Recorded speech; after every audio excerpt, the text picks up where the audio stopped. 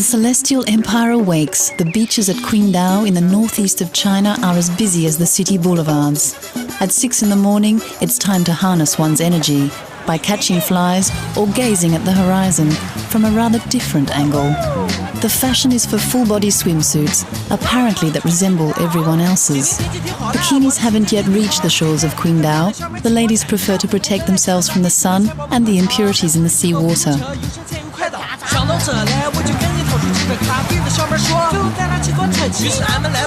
Most of these gymnasts are 60-somethings, the Mao generation, when physical exercise was as mandatory as party membership. The morning warm-ups are obligatory for most company employees.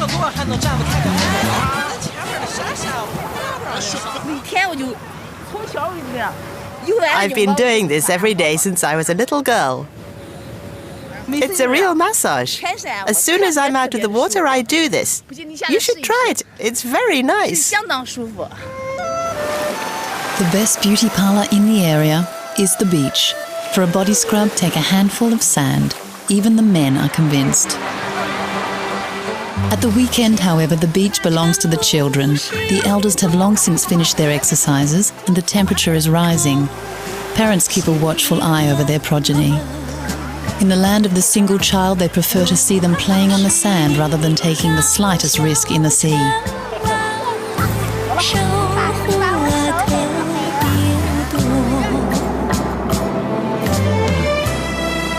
Behind the seafront, Qingdao boldly declares its modernity. In this city of 8 million inhabitants, skyscrapers have sprung up at an impressive pace, a testament to the booming Chinese economy. With export revenue ever increasing, China now boasts the vastest cash reserves in the world and has even overtaken Japan.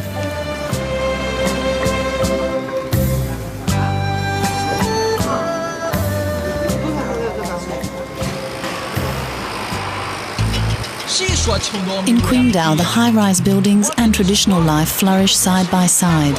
For some, success is synonymous with a new way of life, Western style. Wang and Wu now prefer to be called Frank and Anna. They both work for Western companies and belong to the rising Dink class, double income, no kids. Sunday is the only day off for these budding Chinese yuppies. It's a day when white and blue-collar workers share the same leisure activities. It's a beautiful day, isn't it, darling? Yes, it is. How about a swim? It's lovely. There isn't a cloud. I worked really hard last week. I wanted to invite you to dinner, but you were always busy. Well, yes, but today we'll have a barbecue. Yes! I'll just get the bag ready. Okay.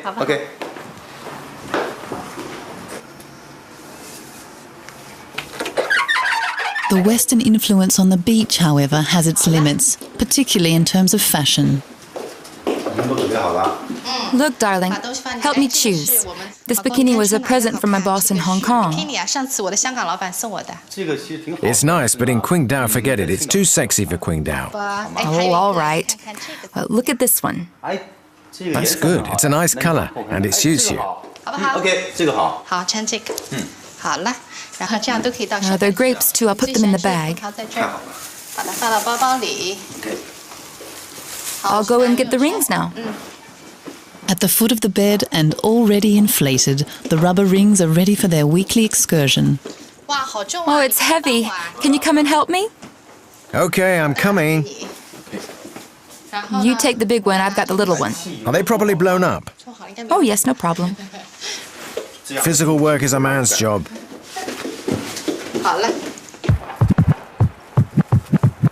Frank could do without the beach bag, but not his rubber ring. The young executive happily admits his only fault. Without it, he'd sink. There's no shame in crossing town with a rubber ring under your arm. It takes more than that to lose face in China. Mockery is taboo here and discretion a national trait. And then on the beach, this minor handicap will go largely unnoticed. On any given Sunday, the man with the pump can make a killing.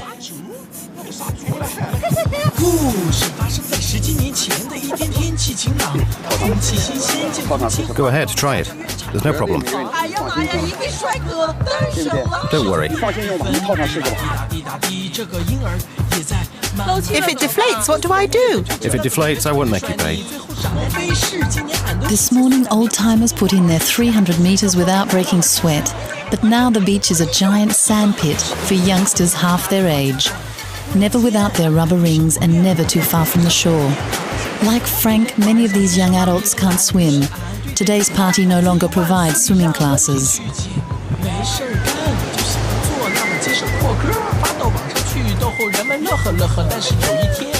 Access to the changing room costs 4 euro cents and includes a foot bath, a veritable Chinese soup. Anna and Frank are ready to take the plunge. On Sundays, even for a young dynamic executive, nothing beats splashing about in the water.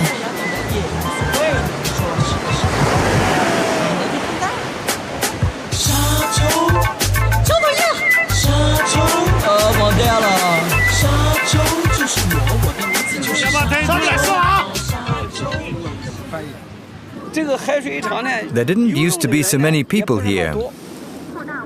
Why? Because in the 90s, the city of Qingdao wasn't open to everyone.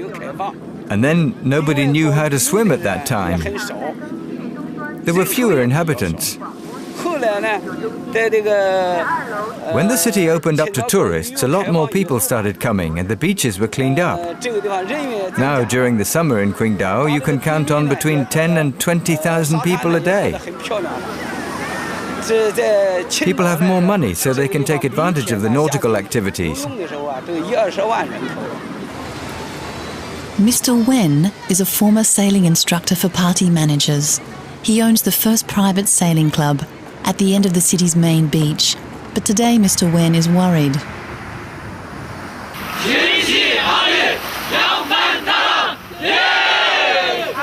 He has to prove to City Hall officials that he has achieved his goal, teaching 100 volunteers from the local Oceanography Institute how to swim. His pupils attempt to convince both the councillors and the press on hand to witness the event. The city will host the 2008 Olympics nautical events, and these young recruits are intended to be the organising committee's lifeguards.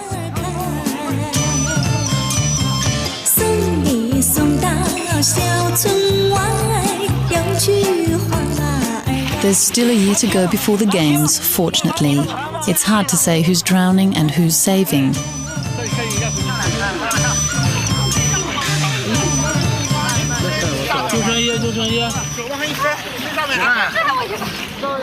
Even though we work at the Oceanography Institute monitoring the quality of the water, we don't know how to swim. We were even afraid of the water.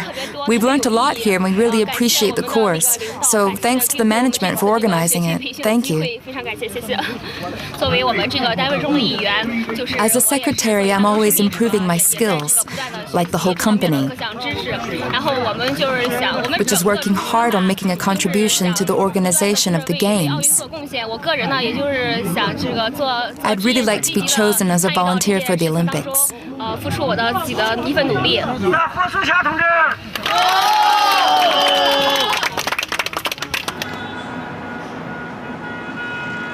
Frank is German. He settled in Qingdao to develop cultural exchanges between the city, Germany and France. Beach number 1. In his association, the Chinese speak German. And the Germans, Chinese.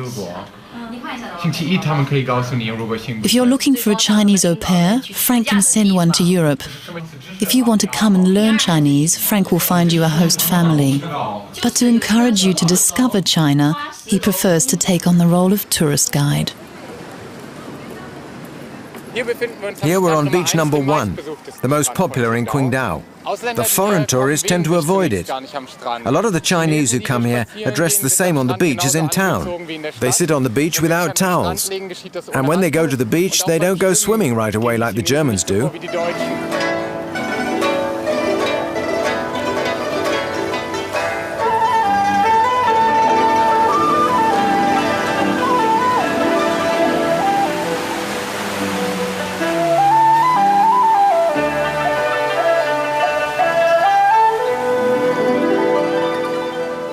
This is beach number 3. It's the quietest beach. As you can see, there are a lot fewer people than on beach number 1.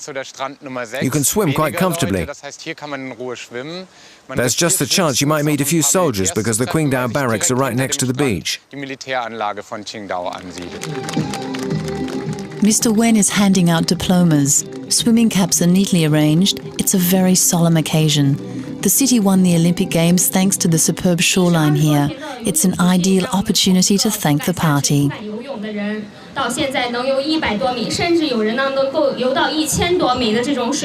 In the background, a bride is posing for her wedding pictures. She's not the only one. Others are queuing up for their turn. Lean your head to the right. No, that's too much. That's it. Now don't move. Will the bridegroom still be smiling when he receives the bill? Between 300 and 1,000 euros for the poster and family album. A real luxury in a country where the average monthly salary is less than 200 euros. And yet there isn't a rock in sight without a tuxedo or a wedding gown. Couples come to Qingdao from all over China to commemorate the greatest day of their lives. Even if it's just for a few minutes, the time to put on a dress over a pair of jeans. The wedding industry is a big business in Qingdao. Mr. Wen rents out his 2-master for trips around the bay. Today, the Oceanography Institute is paying for its employees.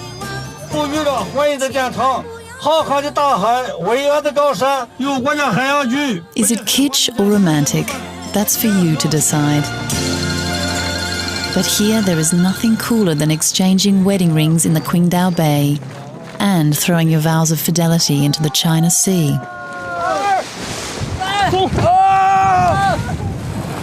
When I was little, I wanted to get married on the water, and today my dream has come true. In general, weddings take place in hotels. Weddings on the water are quite rare.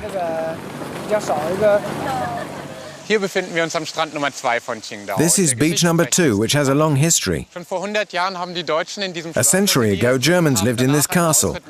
They used to parade on horseback on beach number 2. More recently, Mao swam here 5 times. And now the Chinese come here for their wedding photos, because everybody agrees that it's the most beautiful beach. For the wedding albums, every setting appears to be ideal.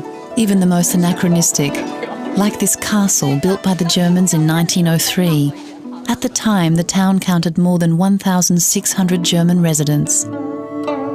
Germans who come to China on business today can feel very much at home in Qingdao. Certain neighborhoods have retained something of a Bavarian charm.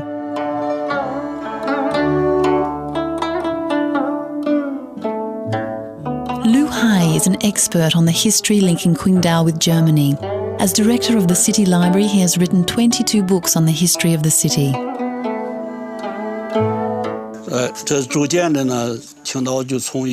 Qingdao started out as a fishing village and then grew into a city.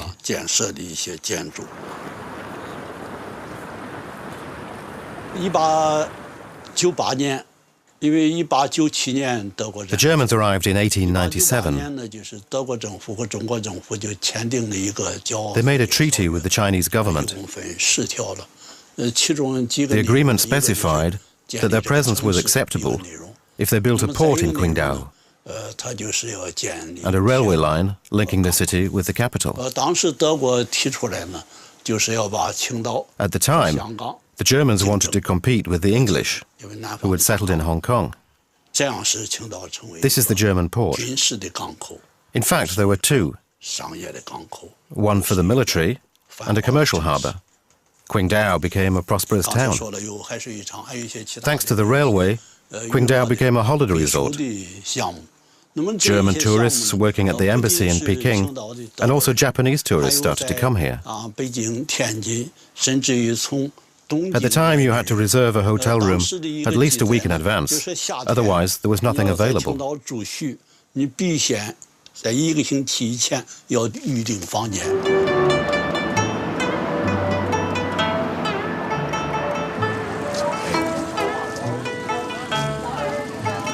We're on beach number 6 here, the smallest in Qingdao, which is directly on the way to the old town.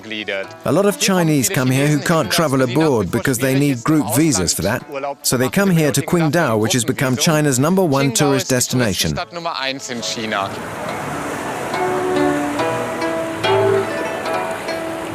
Germans, Japanese and Chinese. For over a century, coastal navigation has brought tourists to Qingdao.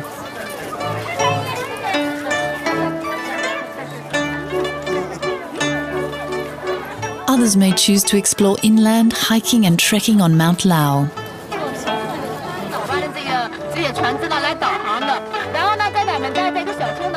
The 2 naval ships you can see belong to the Maritime Museum. The lighthouse on that island there was built by the Germans. As everywhere, in Qingdao, money will buy you anything, even souvenirs. There are the classic shell necklaces, and thanks to digital technology, instant photos. Back home, the neighbours will be green with envy. The must is when the beach and the pagodas harmonise in a distant, hazy azure sky.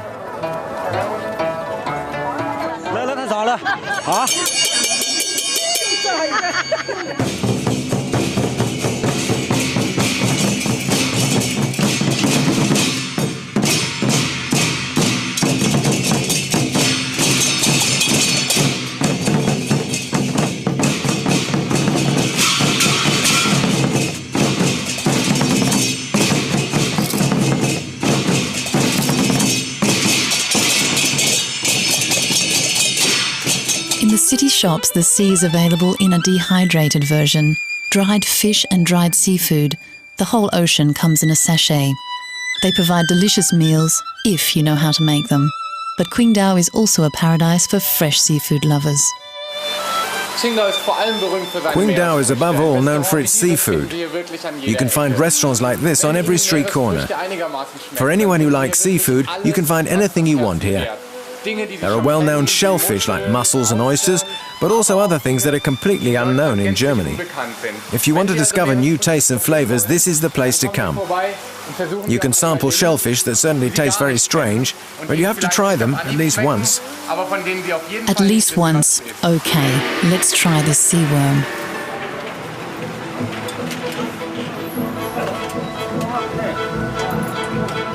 Just a few years ago, Lao Zhou was more used to carrying an attaché case than a kayak. He was a television presenter. His wife worked importing and exporting hats. 4 years ago, they gave it all up. They lived a stone's throw from the ocean but never saw it. They were too busy.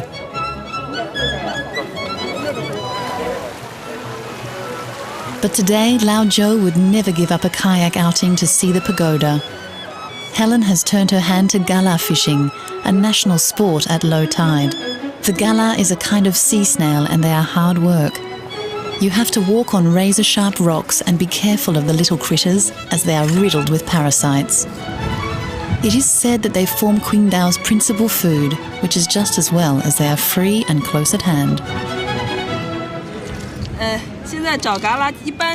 We're looking for shellfish on the wet sand.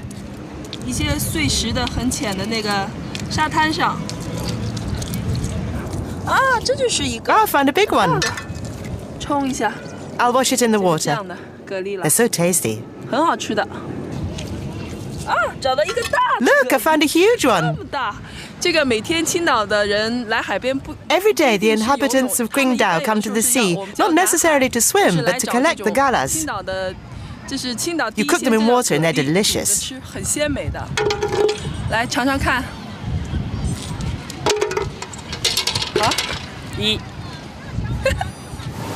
But a dish of shellfish is nothing without the right drink to accompany it, as the locals would say.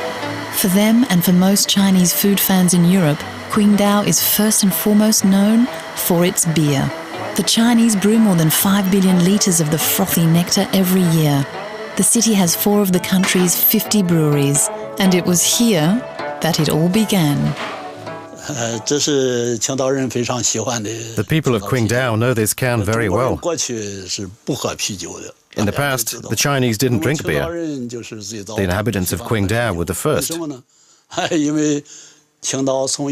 1903, the Germans built a brewery here. And from then on, the population began to appreciate beer. Thanks to the Qingdao brand, China has a worldwide reputation.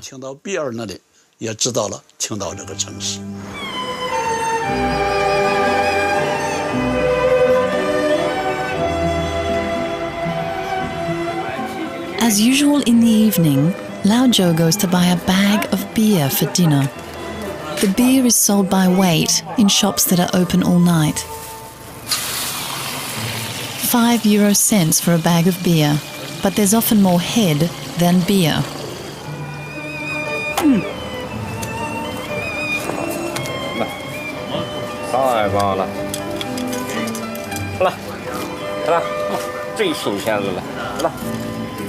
The husband is in charge of the beer, the wife of the kitchen. She's preparing the galas. The couple run the city's smallest hotel, a small hotel with a vast menu concocted by Helen. Lao Zhou continues our induction course in beer etiquette.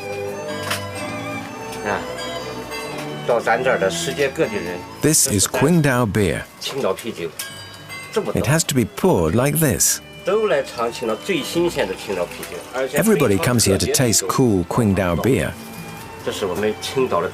This way of pouring the beer is unique in the world.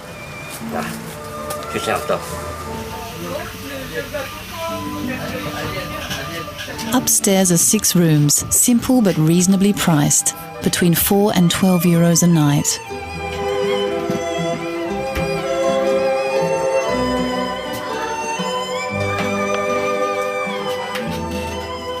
On the ground floor is an astonishing miniature second-hand goods store. The customers love it. Word has got around and it has become a popular attraction. Helen sells objects from around the world and second-hand clothes.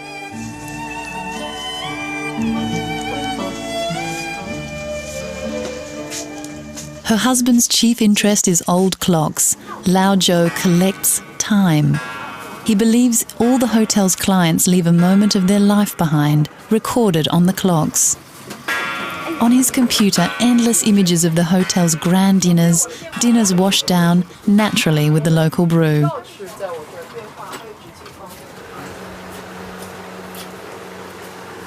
The sea here even extends to the toilets.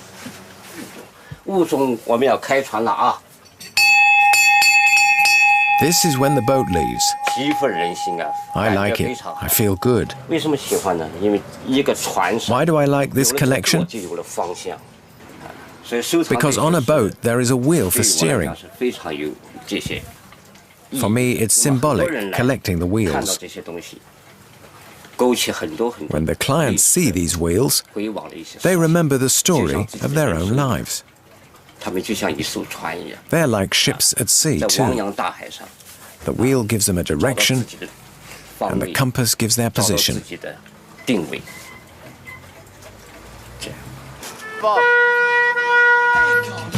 Let us leave Lao Zhou to his musings and his beer, and visit one last time the bustling city of Qingdao at night. Portraits are drawn, children are taken for a walk.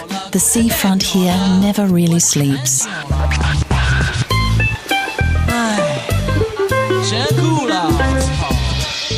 Anna and Frank end the weekend with a karaoke session amongst friends, romance Chinese style. The song is about love and a romantic walk on the beach.